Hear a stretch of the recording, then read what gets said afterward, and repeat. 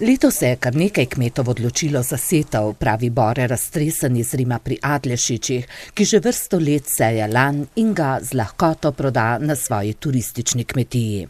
Glede na to, da je lan strašno pozitivna energija, tudi prave vibracije, je v današnjih trendih zdravilstva in samozdravljenja, ki je za mene edino prava stvar, jako pomemben. In vse bolj bo.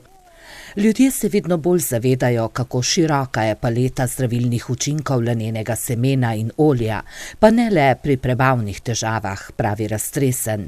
Na osnovi lastnih izkušenj dodaja tudi takšen primer. Če ti doktor ne more oprati oka, si deneš v oko eno laneno seme in pustiš ga, da po oku potuje. Opere, očisti oko bolj, ko ga da bilo kjeri doktor. In kada je konec čiščenja, seme samo odpade van, da niti ne znaš kada. Nekdaj pa so ljudje znali izkoristiti tudi steblo lanu, saj so iz njega delali platno. Ker pa je pri predelavi v tekstil obvezna tudi korenica bilke, so lan pulili in ne želi.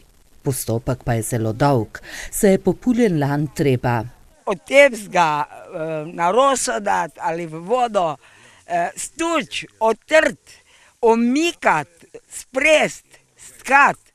Ja, potlej šele platno pride. To je dolga pot. Veliko pridnih rok pa je potrebnih tudi pri puljenju lanu, zato Raztresenovim vsako leto na pomoč priskočijo prijatelji. Med njimi smo opazili tudi metliškega župana. Je pa to ena taka prijetna izkušnja. Človek, ko se nauči nekaj novega, je to zmeraj dobro.